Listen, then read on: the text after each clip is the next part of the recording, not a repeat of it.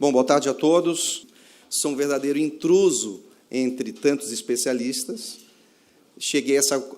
Aumentou ainda mais essa minha certeza e a minha tensão depois que eu ouvi as palestras anteriores.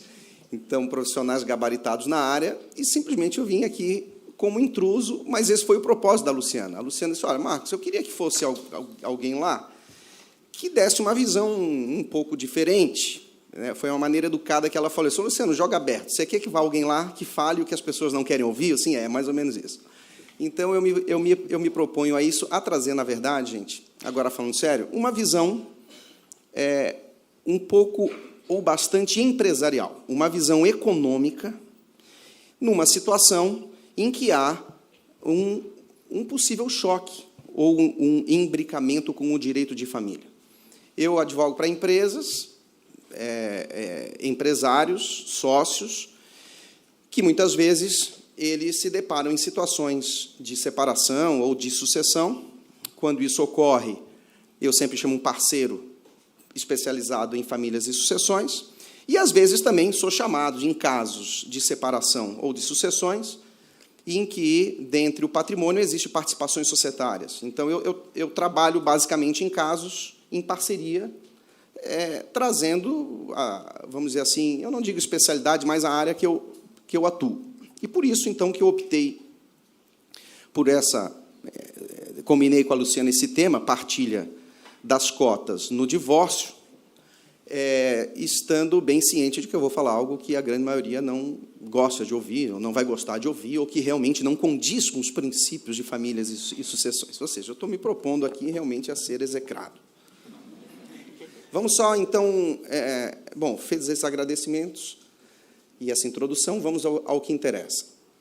Vamos só delimitar um pouco o tema. Primeiro, nós estamos falando de sociedade limitada. Eu não vou falar de sociedade por ações. Aí teriam outros desdobramentos da separação de quem tem no seu patrimônio ações de companhias, de sociedade por ações. Vamos falar especificamente, até porque o tempo é curto, de separação, então não é de falecimento, é de separação de quem detém no seu patrimônio cotas de sociedade limitada. Então, como que fica a posição do ex-cônjuge, do ex-marido ou da ex-esposa, diante de partilha deste tipo de patrimônio, cotas de sociedade limitada? Evidentemente, segundo ponto da delimitação do tema, nós vamos falar quando o patrimônio for sujeito ao regime de bens que pressupõe essa comunhão. Tá? Então, vamos já partir desses pressupostos. Porque o que acontece muito na prática é o sócio se separa e os outros sócios, respeito à posição, não querem nem interferir, mas daqui a pouco eles são tomados de surpresa com uma tentativa do ex ou da ex de ingressar na sociedade e, o que para mim é muito pior, um pedido de dissolução parcial de sociedade com apuração de haveres. E aí os outros sócios e a sociedade são simplesmente tomados de surpresa numa situação como essa, da qual eles não participam e também não tinham como participar, não tinham como se meter. Existem 3 pontos de divergência nessa situação. Primeiro, o ex ou a ex, com a partilha das cotas, adquire o status de sócio? Esse era o primeiro ponto. E, consequentemente, pode ingressar no quadro social? Esse é um ponto. Segundo, partindo do pressuposto que não pode, que direitos patrimoniais tem? Pode pedir apuração de haveres da cota parte? Então, por exemplo, o sócio tem 20% da sociedade, partilhou 10% para um, 10% para outro. Ele pode pedir a dissolução parcial e apuração de haveres desses 10% que lhe cabe, partindo do pressuposto que já houve uma sentença homologatória, um consensual ou não, lá no divórcio, onde esse bem foi partilhado à revelia dos outros sócios e da sociedade? Ou, caso não se entenda pela impossibilidade, esse ex ou a ex tem o direito, simplesmente, de participar dos lucros que esse sócio receber até o momento em que a sociedade efetivamente se liquide, ou por uma dissolução parcial, e os haveres que são pagos ao sócio que se separou, a metade vai para o ex ou para a ex, ou quando a sociedade se submete a uma dissolução total. Liquida-se a sociedade, apura-se o ativo, satisfaz o passivo, reembolsa-se o saldo, e, na hora desse reembolso, então, satisfaz o ex ou a ex. Então, são essas três questões que se discutem quanto possíveis soluções. Eu tenho como comandar isso aqui? Acho que não, né? Gente, é só alguns slides, na verdade, para desenvolver a linha de raciocínio do texto legal, só para ver rapidamente como é que isso evoluiu na história.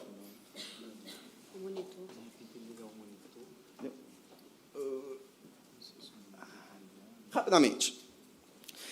Nós tínhamos no Código de 16 e no Código Comercial de 1850 a figura da sociedade de segundo grau, ou do sócio agregado, que dizia o seguinte, que para associar um estranho ao seu quinhão social, não necessita o sócio do concurso dos outros, mas não pode, sem a aquiescência deles, associá-lo à sociedade. O que quer dizer esse artigo?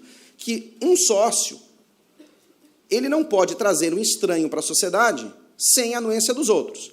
Se há alguma razão que justifique uma associação entre eles, essa associação vale entre eles, mas não produz efeito entre os demais. Isso é chamado por Egberto Lacerda Teixeira como sócio agregado. E o Código Comercial de 1850 dizia exatamente a mesma coisa. A nenhum sócio é lícito ceder a terceiro que não seja sócio, a parte que tiver na sociedade, nem fazer-se substituir, etc., etc. Mas poderá associá-lo à sua parte, sem que, por esse feito, o associado fique considerado membro da sociedade. A mesma coisa é a figura do sócio agregado. Há um brocado jurídico desde Roma que traduz essa regra, que diz o seguinte, um brocado, só se meu sócio não é. Ou seja, o sócio do meu sócio não é. Então, há a possibilidade do estabelecimento de sociedades internas ou agregadas que não interferem na relação societária. E, nesse sentido, portanto, a doutrina e jurisprudência resolviam a questão da separação desta forma. Ou seja, o sócio se separa, estabelece uma sociedade entre ele e a ex ou o ex, mas essa sociedade, em hipótese alguma, interfere na relação societária. De modo que o ex ou a ex não pode pedir, por exemplo, dissolução parcial ou apuração de haveres, ou tampouco pode ingressar no quadro societário. E assim vinha se desenvolvendo a jurisprudência e a doutrina. O STJ, portanto, proferiu uma decisão, ela foi marcante, em 1993, do ministro Dias Trindade, que diz exatamente isso, que o ex não pode pedir a apuração de haveres, porque não é sócio, e a apuração de haveres cabe a quem seja sócio. Só para esclarecer rapidamente a apuração de haveres, o sócio que se retira da sociedade tem direito a pedir a sua cota-parte do patrimônio da sociedade. Então, pega todo o patrimônio que a sociedade tem, o seu ativo, abate o passivo, alcança-se o patrimônio líquido. Se ele tem 20% do capital social, ele vai ter 20% do patrimônio líquido, 10%, e assim sucessivamente. Ou seja, é um fatiamento de todo o patrimônio da sociedade para satisfazer o sócio que se retira. O que o STJ afirmou na época é que o ex ou a ex não tem direito a isso, porque não é sócio, e não adquire o status de sócio com a separação, porque a aquisição do status de sócio depende da aquiescência dos demais, sob pena de ferir princípios essenciais do direito societário. Essa jurisprudência sofreu fortes críticas, sobretudo de Celso Agrícola Barbe, dizendo que isso é um aprisionamento patrimonial de quem se separa, porque ele não tem o poder de dispor daquele patrimônio. E ficar recebendo lucros eternamente não interessa, não satisfaz o interesse patrimonial daquele que separou e que tem as garantias constitucionais, infraconstitucionais à sua ameação. De modo que houve uma outra decisão também marcante, em 2001, quero chamar a atenção, 2001, às vésperas do Código Civil 2002, quero chamar a atenção disso, de relatoria do ministro Valdemar Sveiter, mas eu chamo a atenção desse julgado no voto do ministro Carlos Alberto Menezes Direito, que foi uma verdadeira aula, embora eu não concorde com a tese, e aí eu faço minhas as palavras do colega que me antecedeu, que o voto do ministro Celso Melonte foi simplesmente uma aula de direito, embora possa não concordar com a sua conclusão, Mas o voto do ministro Carlos Alberto aqui foi essencial, ele foi primordial, porque o tema realmente é polêmico. E colocando que isso é uma situação injusta para o ex ou para a ex, que tem o seu patrimônio aprisionado a partir do momento em que ele não pode dispor do patrimônio da sociedade na cota-parte que lhe competiria. Então, veio o Código Civil de 2002. E curioso é que o Código Civil de 2002 parece ter resolvido a questão, porque ele estratificou aquela posição primeira do STJ de uma redação muito clara. Não está nada claro, né? Tá. Veja bem. Olha lá o que diz o Código. Mais direto impossível. Os herdeiros do cônjuge de sócio, não é o tema que eu estou tratando. O cônjuge do que separou é o que eu estou tratando. O cônjuge que separou não pode exigir, desde logo, a parte que lhe couber na cota social. Quer dizer, não pode pedir apuração de haveres. Quem está dizendo não sou eu. Quem está dizendo é o Código Civil. Mas concorrer à divisão periódica dos lucros até que se liquide a sociedade. Fica recebendo lucro, a sociedade se dissolver um dia, então ele vai ter direito à metade do que o sócio recebeu, ou em apuração de haveres, ou em liquidação, se for o caso de dissolução total. Eu acho que o artigo 1027, goste ou não goste, justo ou injusto, ele é claro, é um direito posto, que precisa pelo menos ser lido, ou interpretado, não, mas pelo menos ele precisa ser lido. Encontrei no direito estrangeiro uma situação a mais parecida com a nossa em Portugal. O Código das Sociedades de Portugal, no item artigo 8º, inciso número 2, fala uma situação exatamente, não exatamente, mas bem semelhante a esta, ou seja, de que há uma sociedade de segundo grau entre os sócios que se separaram, mas não há o ingresso, a interferência na vida da sociedade. E vislumbrei que, pós-Código Civil, muita jurisprudência obedece a essa regra do 1027, ou seja, de que o ex não pode pedir apuração de haveres. Então, eu encontrei jurisprudência em São Paulo, Rio Grande do Sul, Minas Gerais, Santa Catarina, um acordo marcante da desembargadora Maria do Rossio. Porém, quando a coisa parecia estar muito clara, passou a surgir muitas críticas sobre essa solução. E a crítica é justamente o tal do aprisionamento patrimonial.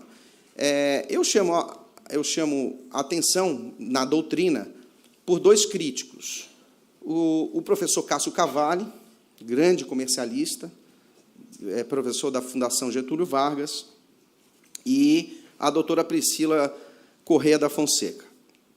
O cerne do Cássio Cavalli isso é uma solução injusta, porque gera um aprisionamento, porque submete o ex a uma deliberação dos demais sócios sobre distribuir ou não distribuir lucros. Esse é o cerne da tese do Cássio. E da Priscila é de que é uma situação incômoda e iníqua, né?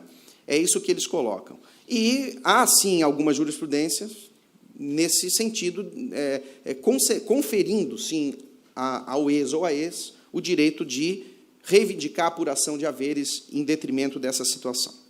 Pois bem, mas essa posição me parece minoritária, pela pesquisa que eu fiz.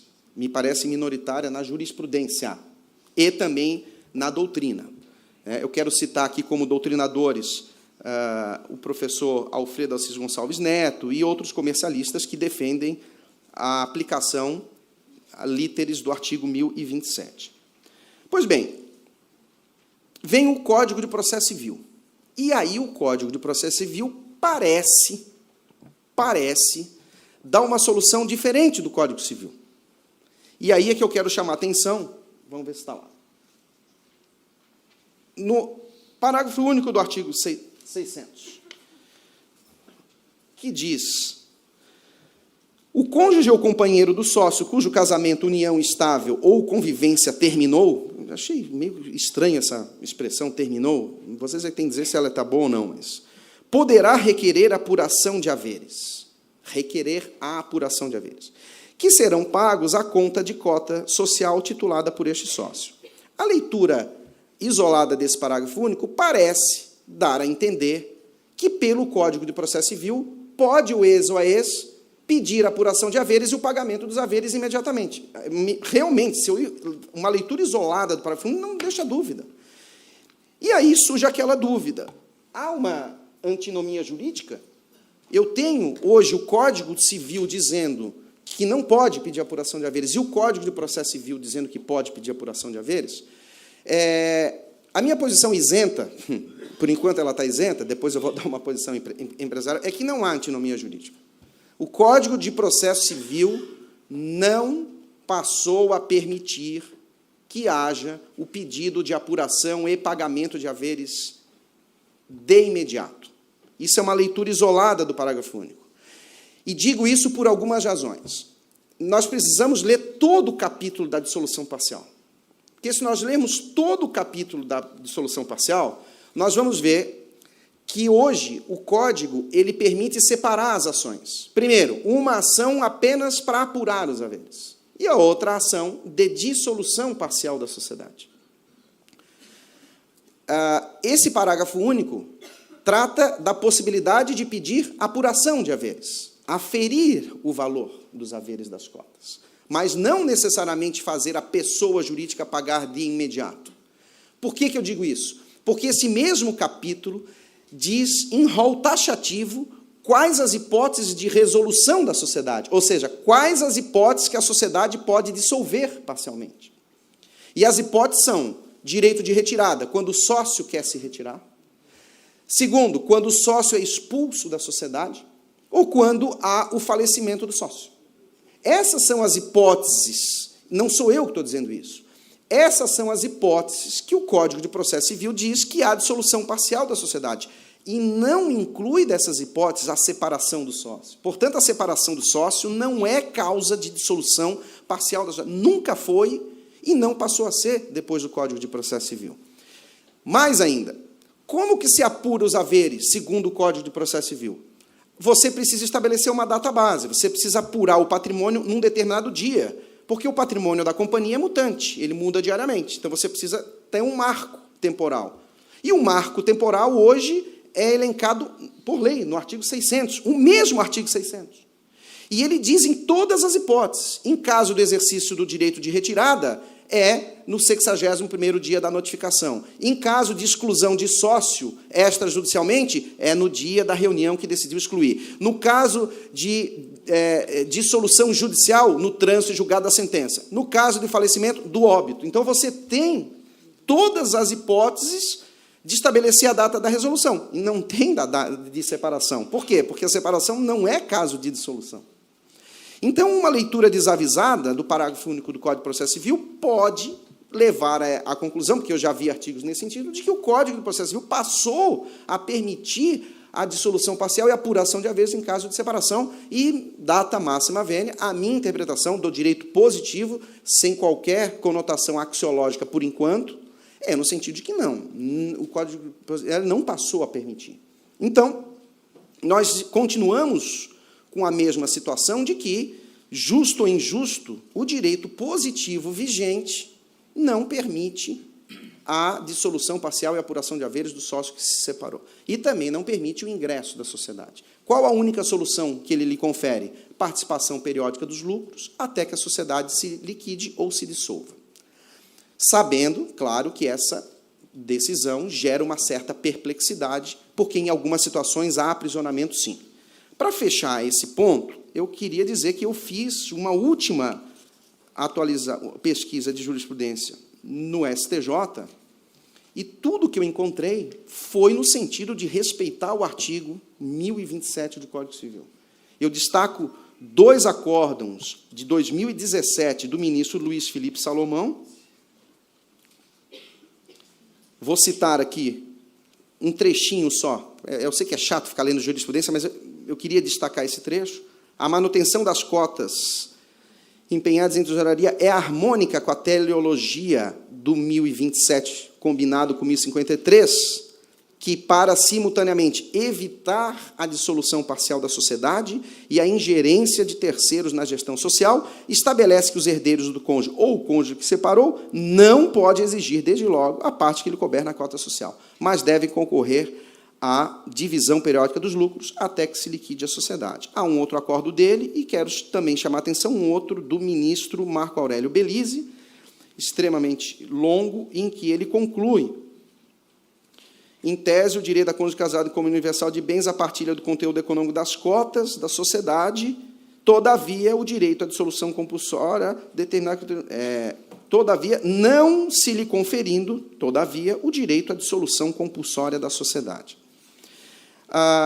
Então, me parece que essa é o que diz o direito positivo. Os críticos dessa solução invocam princípios do direito de família e sucessões, princípios constitucionais da família, princípios constitucionais de alimentos e princípios constitucionais do direito de propriedade. E o que são todos muito bem fundamentados, o que torna realmente a questão extremamente polêmica.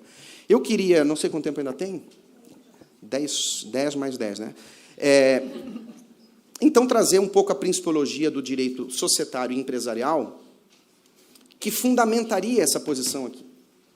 O primeiro deles é que nós temos que ver a sociedade como uma entidade econômica que exerce uma função socioeconômica e que possui inúmeros interesses que gravitam em torno dela, que se sobrepõem aos interesses puramente dos sócios e do seu ex ou da sua ex. É a chamada função social da empresa. Pela função social da empresa, há uma cautela entre os estudiosos do direito societário de que o direito não seja excessivamente dissolutório. Porque a dissolução parcial da sociedade com a apuração de haveres, ela simplesmente sangra a companhia. E nem todas conseguem sobreviver a esse sangramento. Quero chamar a atenção dos senhores que, segundo o Instituto de Jurimetria, mais de 97% das sociedades brasileiras são sociedades limitadas. A sociedade limitada é a sociedade puramente brasileira. E, olha, mais de 70% das sociedades são 50-50. Significa dizer que estabelecer como regra a separação dos sócios, a permissão à apuração de haveres, é dizer que mais de 70% das sociedades brasileiras pode ter 25% do seu patrimônio sangrado, patrimônio líquido, sangrado, porque o casamento de um dos sócios não deu certo. Ou seja, as sociedades vão ficar sujeitas à sorte dos casamentos dos seus sócios. Isso é uma situação periclitante, porque daqui a pouco vai ser condição para entrar na sociedade e não ser casado, porque é um risco enorme para a sociedade. O insucesso do casamento pode ser o insucesso da companhia. Ou mais, a separação pode ser motivo de falta grave para a exclusão de sócios. Por quê? Porque é um risco da sociedade alguém se casar e é um risco alguém se separar. Eu trabalho com recuperação judicial de empresas. Hoje, 70% do meu trabalho é isso. E o resto é direito societário. Então, as empresas já estão em dificuldade ao natural. Agora, submeter a um sangramento do patrimônio líquido por conta de separação de um dos sócios é simplesmente colocar em maior risco do que já está. E é impressionante como a saúde das companhias interfere nos casamentos dos sócios, né? É impressionante. Ou seja, quando a companhia está extremamente lucrativa, ela interfere, porque ela é um imã, né? E esse imã atrai, né, esposo, esposas e outras atrações que, às vezes, geram a separação. Agora, a crise é uma verdadeira repelente, que também provoca separações. Então, eu vejo que a recuperação judicial e separação elas estão intimamente ligadas, né? De modo que, além da gama de credores que não se consegue pagar, um sangramento desse simplesmente aniquila. Eu estou simplesmente dando uma experiência da dificuldade que a gente vivencia na prática. Eu sei que vocês, como advogados de família, também vivem a dificuldade daquele que separou e fica à mercê das deliberações de sócio, mas eu já vou chegar lá. Bom, segundo, a questão do aprisionamento patrimonial, a gente tem que ver também com uma questão de cautela. Por quê? Porque quando alguém se separa, aí eu vou falar, veja, gente, eu não sou especialista em direito de família e sucessões, mas eu entendo o seguinte, que o bem partilhado tem que manter as suas características enquanto não partilhado. Ele não pode transmutar a sua qualidade simplesmente porque separou. Ou seja, se eu tenho um bem que é de baixa liquidez, um carro velho, se separou, ele continua sendo de baixa liquidez, ele é um carro velho. Se é um carro bonito e do ano, ele continua sendo um carro bonito do ano e sujeito a uma liquidez diferente. O meu exemplo parece ridículo, mas eu usei um exemplo de liquidez por questões mercadológicas. Mas eu poderia falar de liquidez ou iliquidez por uma questão jurídica. Portanto, Se, enquanto não separado, há uma liquidez ou iliquidez jurídica, essa liquidez ou iliquidez acompanha após separação. Onde é que eu estou querendo chegar?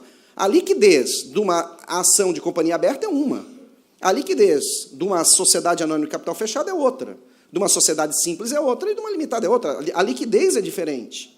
Então, eu questiono muito a posição da professora Priscila, com todo respeito, gostaria que estivesse aqui para criticar na frente. Eu digo o seguinte, não é porque se separou que é obrigatório conferir uma liquidez patrimonial se aquele bem não produz essa liquidez enquanto não separado.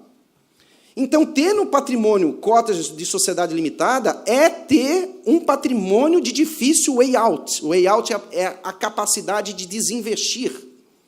E essa capacidade continua diminuta mesmo após a separação. E não é porque houve uma separação que o direito tem que estimular o que a gente chama de desinvestimento. Porque enquanto o recurso está na sociedade, economicamente eu chamo que o capital está investido naquilo que a gente chama de propriedade empresarial. Nós estamos falando do direito de propriedade exercendo a função social, artigo 3º do artigo 170 da Constituição. E o conferir esse recurso ao sócio, eu estou transformando o bem em função social em bem em função privada da sociedade, função individual da sociedade. E o direito econômico moderno estimula o não desinvestimento. Então, essa questão da liquidez ou iliquidez, aprisionamento patrimonial, eu digo o seguinte, ter no patrimônio cotas de sociedade limitada é ter um bem de baixa liquidez, sim. E ele não precisa transformar um bem de alta liquidez simplesmente porque se separou. Então, se ele mantém a liquidez ou a liquidez mercadológica, ele tem que manter a liquidez ou a liquidez jurídica. Ele tem que manter a mesma sorte.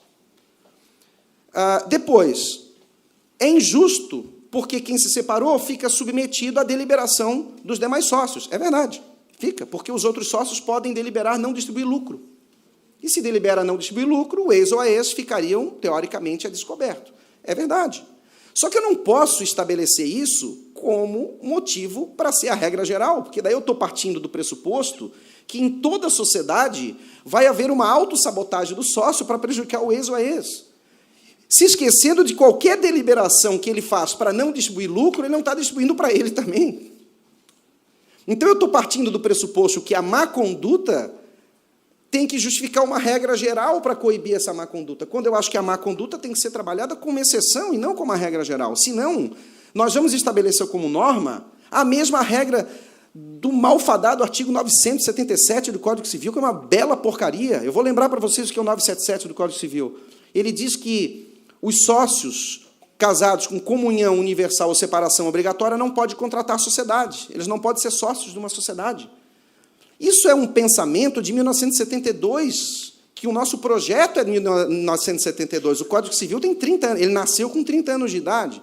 Ou seja, essa regra pressupõe que a sociedade serve primordialmente para burlar regime de casamento, porque se é separação obrigatória, constitui uma sociedade e comunga patrimônio na sociedade. Se é comunhão universal, então eu faço o seguinte, eu faço uma cisão da sociedade. Comungo na sociedade, faço uma cisão e acabo separando. É verdade? É verdade. Dá para fazer isso? Dá. Mas eu não posso estabelecer essa artimanha para estabelecer a regra geral de impedir que sócios participem da mesma sociedade. Então, eu não posso, no meu entender, imaginar que possa haver uma autossabotagem e, por isso, eu vou estabelecer uma regra geral como autossabotagem, se esquecendo que uma sociedade exerce uma atividade econômica com a sua função social. Então, a autossabotagem, ela tem que ser coibida pelo Instituto do Abuso e da Fraude. Aí sim. Aí vamos analisar o caso concreto e ver se está existindo o abuso de direito ou a fraude. Por exemplo, a sociedade exerce efetivamente uma atividade econômica ou é uma sociedade puramente patrimonial? Pronto, é um exemplo. Ou seja, joga todo o patrimônio numa companhia, convencendo o cônjuge, enquanto cônjuge, de que isso é um planejamento patrimonial, e daqui a pouco separa, essa sociedade sequer exerce atividade para gerar resultado, e pronto, fica participando de um lucro que não existe. Então nós estamos diante de uma situação abusiva. Então vamos invocar 187 e coibir essa situação abusiva. Agora, se eu estou falando de uma sociedade eminentemente econômica, e aí eu quero chamar a atenção que toda a sociedade é uma atividade, ou deve ser, porque o conceito de sociedade está no 981 do Código Civil. Só para relembrar, o que diz o 981 do Código Civil? Aspas. Celebram um contrato de sociedade as pessoas que reciprocamente se comprometem a contribuir com bens ou serviços para exercício de atividade econômica e partilhem entre si dos resultados. Fecha aspas. É isso que diz o 981. Ah, então, peraí. Toda a sociedade parte do pressuposto que exerce uma atividade econômica. O que é atividade econômica? É uma atividade profissional habitual que busca resultados. Ah, não, eu tenho uma sociedade que é puramente patrimonial. Ah, então não justifica toda essa proteção do direito positivo de impedir a apuração de haveres se eu não tenho essa função socioeconômica que justifica a regra do direito positivo. Então, vamos coibir a fraude e o abuso de direito no caso concreto. Agora, a partir do momento em que se estabelecer como norma jurídica que toda separação gera automaticamente a apuração de haveres, me parece que é colocar em muito maior risco socioeconômico do que a eventual coibição de autossabotagens pontuais ou individuais, quando elas são possíveis de serem feitas, porque nem sempre são. Eu teria outras questões, mas eu sei que o tempo está curto, eu acho que já deu para entender um pouco ou bastante o recado, né? Goste ou não, mas, pelo menos que justifique aí como uma reflexão, primeiro, as críticas que vem sofrendo a solução do Código Civil, e o segundo recado é que o Código de Processo Civil deva ser interpretado sistematicamente com as outras regras do capítulo da dissolução parcial, dos capítulos do Código de Processo Civil que trata da dissolução parcial, e também com o 1027 do Código Civil, afinal de contas, os dois estão no mesmo sistema. E o terceiro é que o direito de dissolução e apuração de haveres, ele deve ser visto sempre de acordo com a função socioeconômica que serve àquela atividade. Peço desculpas aí por não apresentar uma especialidade em direito de família, mas eu agradeço o convite e a paciência dos senhores me ouvir. Muito obrigado.